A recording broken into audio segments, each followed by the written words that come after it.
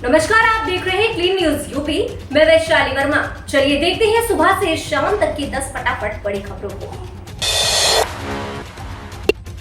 CM योगी ने ANM केंद्र का वर्चुअली किया शुभारंभ। बोली, बेहतरीन प्रशिक्षण से मिलेगी बेहतर स्वास्थ्य सेवाएं।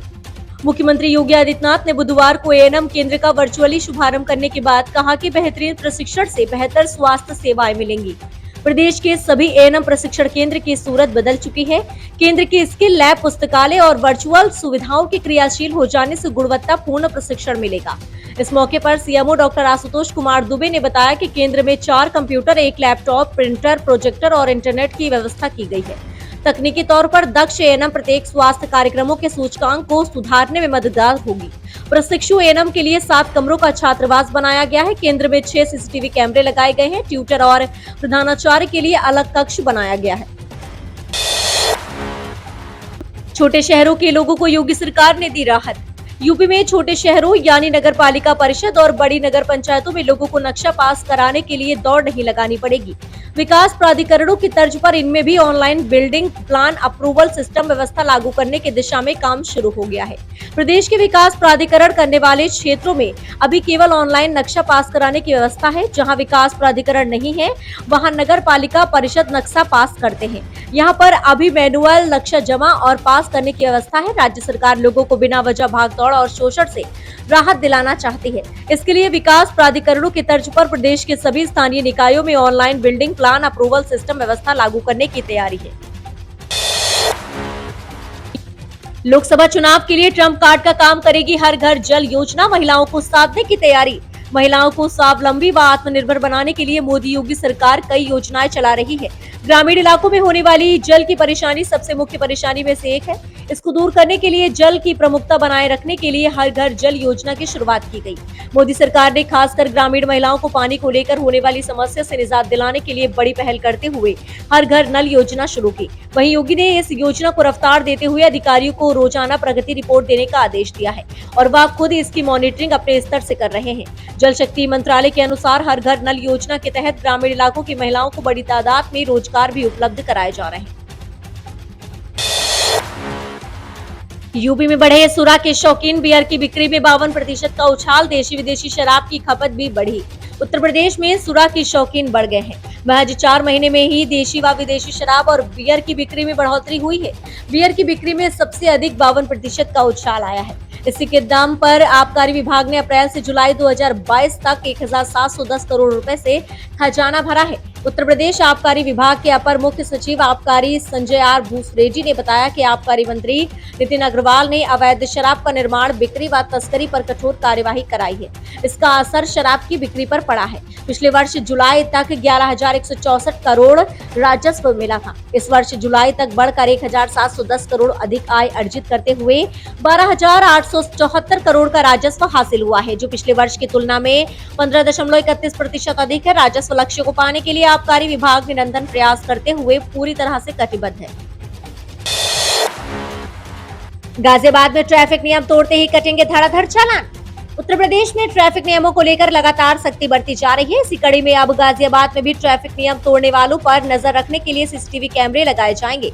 ये कैमरे शहर के विभिन्न इलाकों में लगाए जाएंगे, जिनकी क्षमता 6 से ज्यादा स्पीड डिटेक्शन रडार वाली होगी। ऐसे में यदि कोई व्यक्ति ट्रैफिक नियमों का उल्लंघन करता है तो ऑटोमेटिक नंबर प्लेट रिकॉग्निशन कैमरे से उस वाहन को आसानी से पकड़ लिया जाएगा। साथ ही यदि तय मानकों से तेज स्पीड में वाहन चलाने पर भी उन्हें इन कैमरों के जरिए आसानी से पकड़ा जा सकेगा। साथ ही बिना हेलमेट दोपहिया वाहन चलाने पर चालान कटना तय है।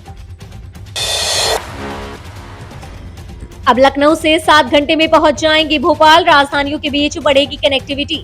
अब लखनऊ से भोपाल आना जाना आसान हो जाएगा। अब 10 घंटे के बजाय 7 घंटे में ही भोपाल पहुंच जाएंगे। कनेक्टिविटी को बढ़ाने के लिए प्रोजेक्ट तैयार हो गया है। एनएचएआई ने महोबा से सागर और सागर से भोपाल 4 लेन हाईवे निर्माण के लिए जमीन अधिग्रहण का बजट जारी कर दिया है। यूपी और एमपी की राजधानियों को जोड़ने के लिए लोगों को 600 किलोमीटर का सीधा हाईवे मिलेगा। ये सफर 7 घंटे में पूरा किया जा सकेगा। अभी तक कानपुर से भोपाल जाने के लिए लोगों को झांसी होकर जाना पड़ता था। इसमें 10 घंटे से ज्यादा का सफर करना पड़ता था। हाईवे का रास्ता लखनऊ से कानपुर व कानपुर से कबरई के जरिए पूरा किया जा सकेगा। एनएचएआई छतरपुर यूनिट की टीम ने महोबा से सागर और सागर से भोपाल के बीच के अलाइनमेंट को फाइनल कर दिया है। यूपी में डेंगू का कहर, सैकड़ों मोहल्लों में अलर्ट जारी।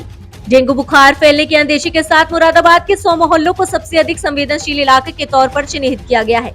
इन इलाकों में घरों में भी डेंगू के मच्छरों की रोकथाम को लेकर खास नजर रखी जाएगी।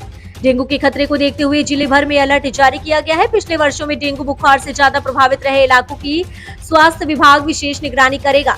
जिला मलेरिया अधिकारी डॉक्टर पीएन यादव ने बताया कि जिले के करीब 100 इलाकों पर डेंगू का प्रकोप सबसे ज्यादा होने के मद्देनजर संवेदनशील क्षेत्र के तौर पर चिन्हित किया गया है। घरों में विभिन्न जगहों पर डेंगू के मच्छर पैदा होने का खतरा ज्यादा है, जिसके मद्देनजर स्वास्थ्य विभाग की टीमें घर घर पहुंचकर हालात का जायजा लेंगी। घरों में फ्रिज, कूलर, छत पर रखी अनुपयोगी वस्तुओं में इकट्ठे पानी में डेंगू के मच्छर पनपते हैं। विभाग की टीमों को अगर किसी घर में डेंगू के मच्छर का लार्वा मिलता है तो वहां रहने वाले लोगों को नोटिस भी जारी किया जाएगा। हर विद्यार्थी को 25,000 की स्कॉलरशिप। पीएम छात्रवृत्ति के लिए ऑनलाइन पंजीकरण शुरू कर दिया गया है। केंद्रीय सैनिक बोर्ड द्वारा प्रधानमंत्री छात्रवृत्ति योजना द्वारा की गई पहलों में से एक है। AICTE UGC MCI को केंद्रीय नियामक द्वारा मान्यता प्राप्त है। छात्र भारत में पीएम स्कॉलरशिप के लिए ऑनलाइन मोड में आवेदन नहीं कर सकते हैं।